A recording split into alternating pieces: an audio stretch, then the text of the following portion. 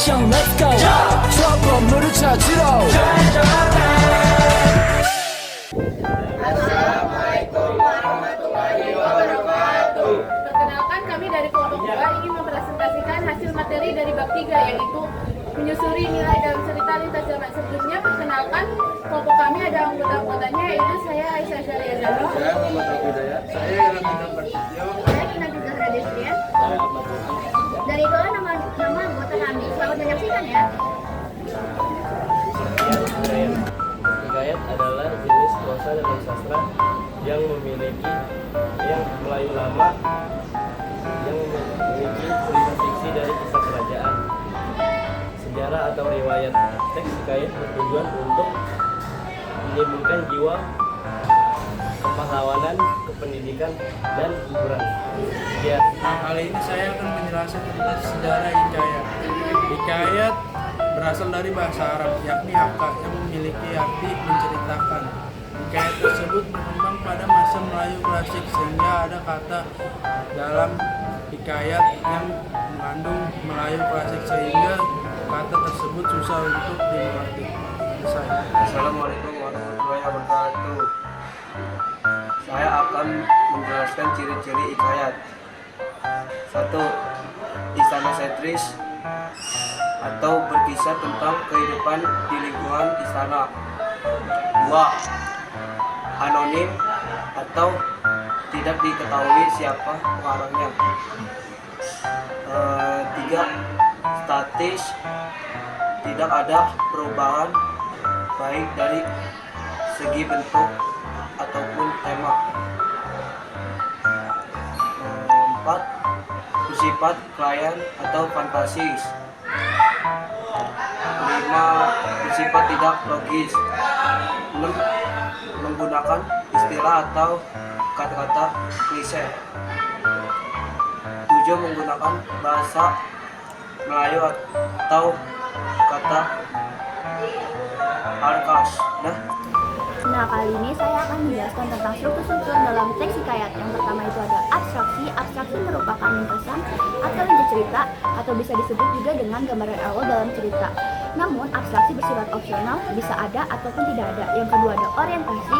Orientasi sering berkaitan dengan suasana, waktu, ataupun ruang. Yang ketiga ada komplikasi.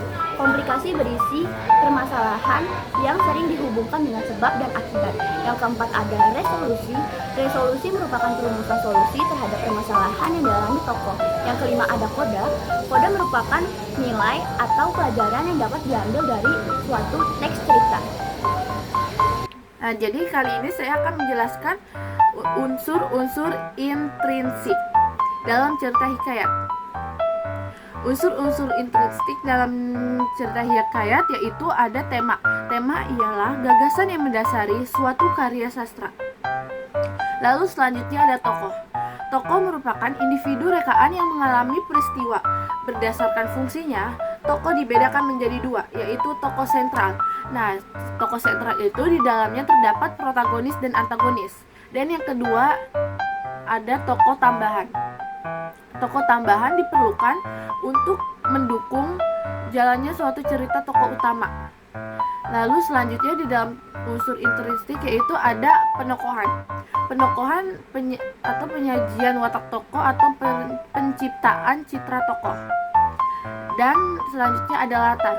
Latar berkaitan dengan waktu, ruang, suasana terjadinya peristiwa. Lalu ada alur.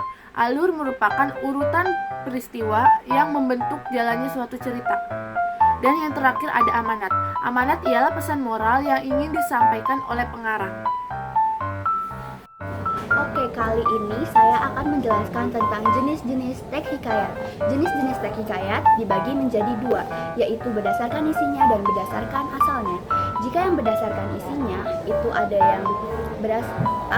yang berisi cerita rakyat, epos India, cerita dari Jawa, cerita-cerita Islam, dan yang terakhir adalah sejarah dan biografi. Dan yang berdasarkan asalnya itu ada yang berasal dari Melayu asli, yaitu hikayat hang tua, hikayat miskin, dan yang terakhir hikayat Indra Bangsawan. Yang kedua ada yang berasal dari Jawa, yaitu hikayat Panji Semirang, hikayat Indrajaya.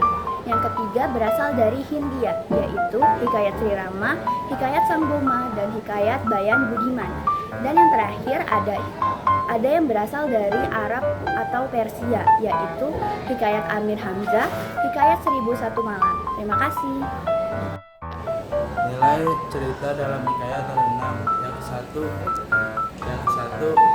nilai kepemimpinan. Nilai kepemimpinan berkaitan dengan sifat dasar kepemimpinan. Yang kedua nilai agama. Nilai agama berkaitan dengan aktivitas ibadah dan keimanan. Yang ketiga nilai sosial. Nilai sosial berkaitan dengan kehidupan masyarakat. Yang keempat nilai budaya. Nilai budaya berkaitan dengan tradisi masyarakat. Yang kelima nilai pendidikan. Nilai pendidikan berkaitan dengan pembelajaran. Yang keenam nilai moral. Nilai moral berkaitan dengan sikap dan sifat. Assalamualaikum warahmatullahi wabarakatuh. Saya akan menjelaskan kaidah kebahasaan hikayat. Yang pertama, ada kalimat langsung. Kalimat langsung adalah kalimat yang menirukan ucapan atau ajaran orang lain. Yang kedua, ada kalimat hasil kutipan. Pembicaraan seorang persis seperti apa yang dikatakannya. Yang ketiga, konjungsi temporal.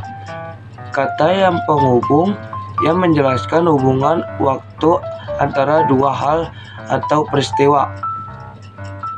Assalamualaikum warahmatullahi wabarakatuh. Saya akan menjelaskan majas. Antonomasia majas yang menyebut seseorang berdasarkan ciri atau sifat yang menonjol. Personifikasi majas yang menggambarkan benda mati atau makhluk hidup yang bukan manusia, seolah-olah memiliki sifat-sifat manusia. Simeli majas perbandingan yang membandingkan dua hal yang berbeda tetapi dianggap memiliki segi yang serupa. Sekian dari saya. Wassalamualaikum warahmatullahi wabarakatuh.